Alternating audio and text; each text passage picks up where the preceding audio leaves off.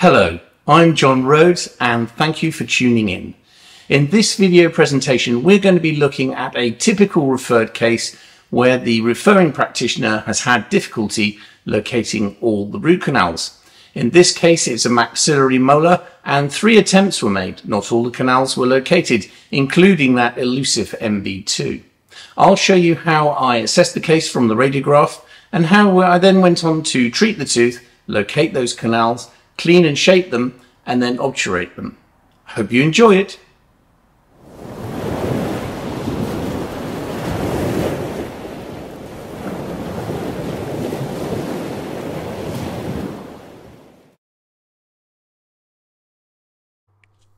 Here we have the preoperative radiograph showing the maxillary right first molar.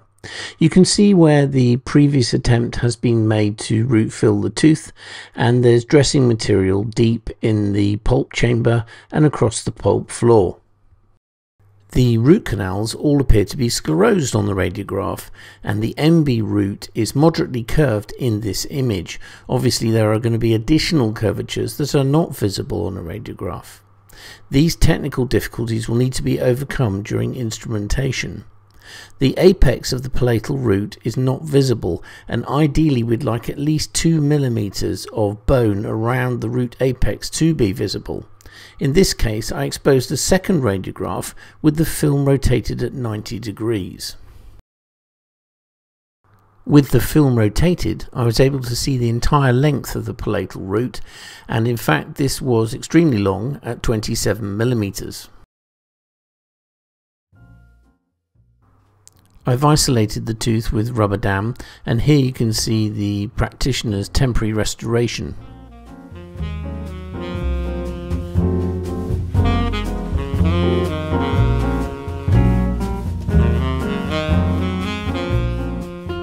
Having removed the temporary restoration and cotton wool, I could see the pulp floor. Under high magnification with the operating microscope, I could see a few challenges that would need to be overcome to root fill the tooth. There was a crack on the distal aspect. I'd need to investigate this and see where that went. There was irritation dentine all over the pulp floor and covering the orifice of the root canals. The palatal canal was covered with dentine, and I'd need to blast this away to uncover the orifice so that I could gain access. The location of the distobuccal canal was not obvious. Neither was the MB canal or MB2. I'd need to carry out some troughing with ultrasonic instruments to uncover these canals.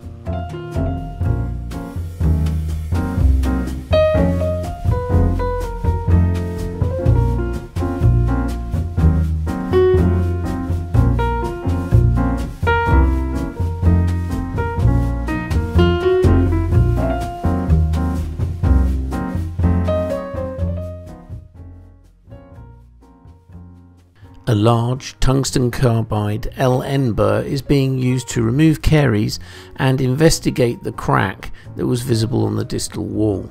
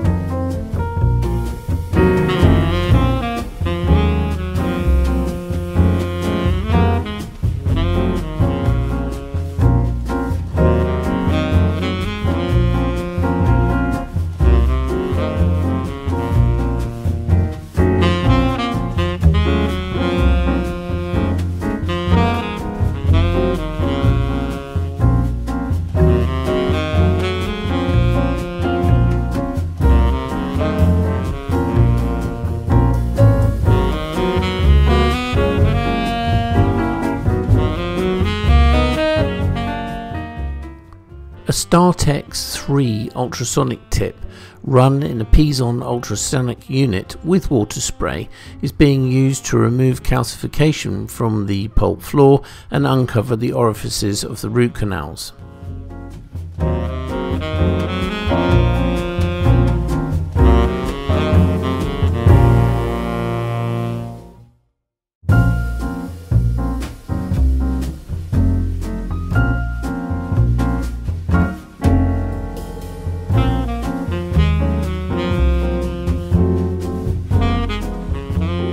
I've now flipped back to the LN burr to remove remaining dentine from the pulp floor.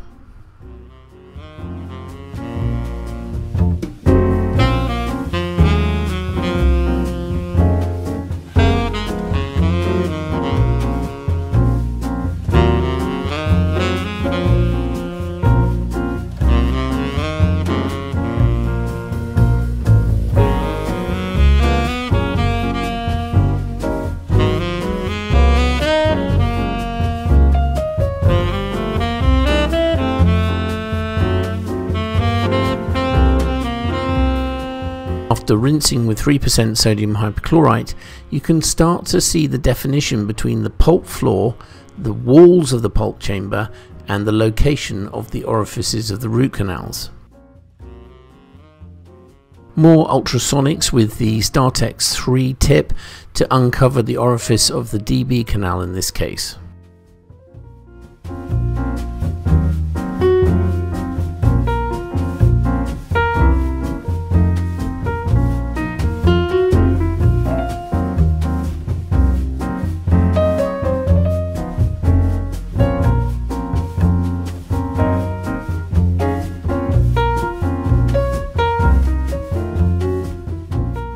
Here I'm using a ProTaper SX instrument to flare the orifice of the palatal canal.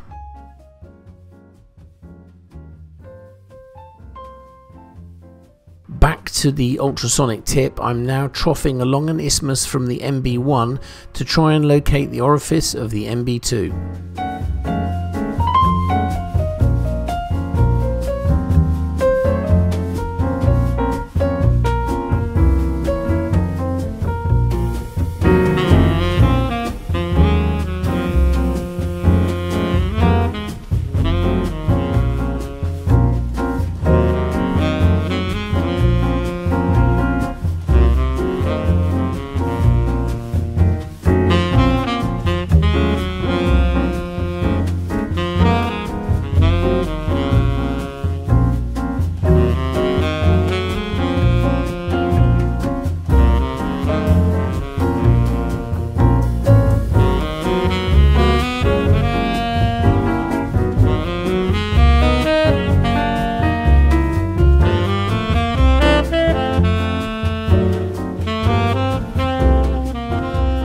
Running the endodontic probe along the trough that I've created with ultrasonics, I feel a little catch point, and I wonder if this is the orifice of the MB2. So I flip over to a micro opener, and using this carefully in the same spot, I can locate and open up the very narrow orifice of the MB2.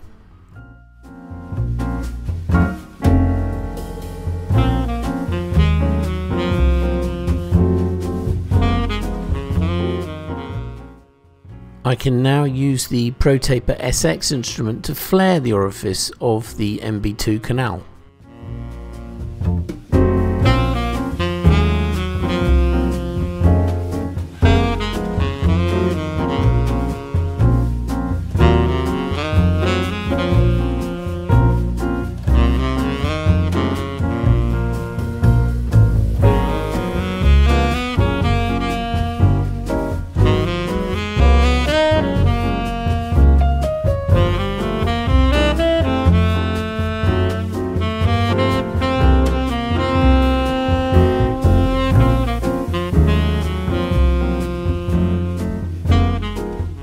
Following coronal flaring, all the root lengths were estimated with an electronic apex locator.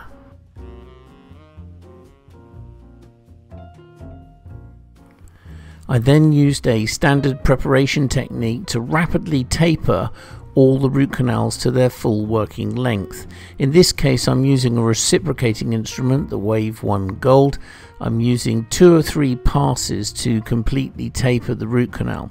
So I've used the reciprocating instrument, I then irrigate with 3% sodium hypochlorite, I use a patency file size 10 and then irrigate again before repeating the process until I get to the full working length. This is then repeated for all the other canals until preparation is complete.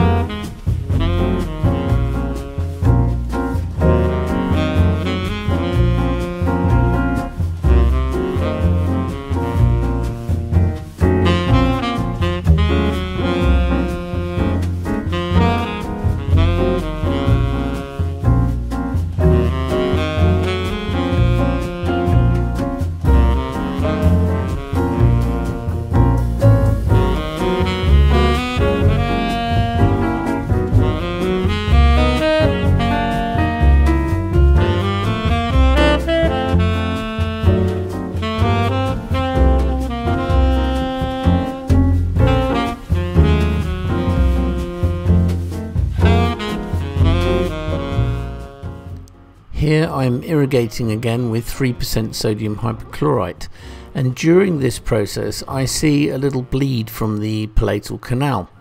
It's not going to be extrusion of sodium hypochlorite, it's much more likely to be vital pulp tissue right down at the apex of this extremely long root. It was 27 millimeters in total.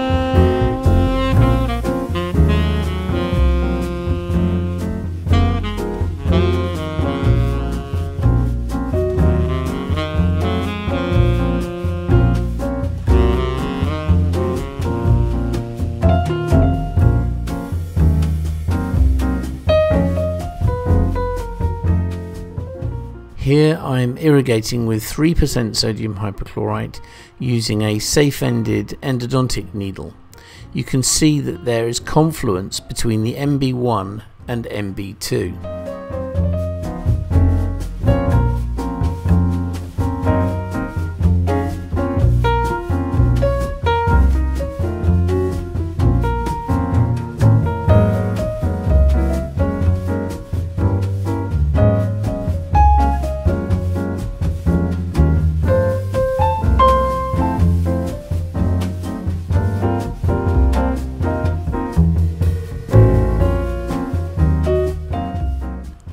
I went back and opened up the palatal canal to a large instrument, and after further irrigation the bleeding stopped.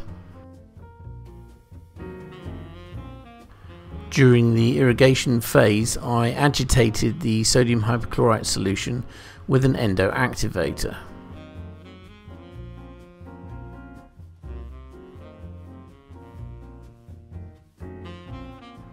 Here at the final stage of the irrigation sequence, we've got beautiful confluence between the MB1 and 2, and the bleed that was occurring in the palatal canal has now ceased.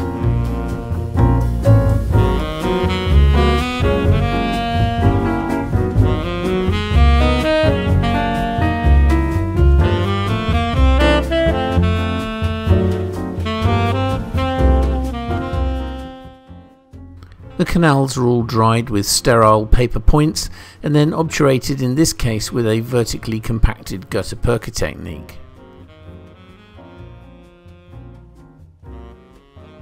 Here you can see the pulp floor after obturation with vertically compacted gutta-perca and AH+ sealer.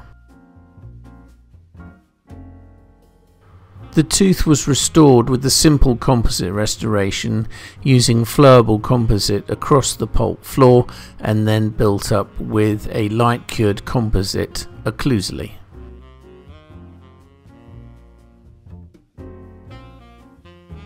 So back to the preoperative radiograph showing the sclerosed root canals, the moderately curved MB root and dressing material across the pulp floor. And here's my final result. A good coronal apical seal with a lateral canal at the apex of the palatal root and a good homogeneous seal in the access cavity with composite.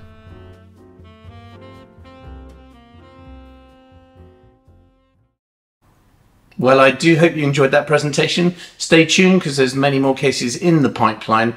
Don't forget to subscribe if you haven't already, and above all, enjoy your endo.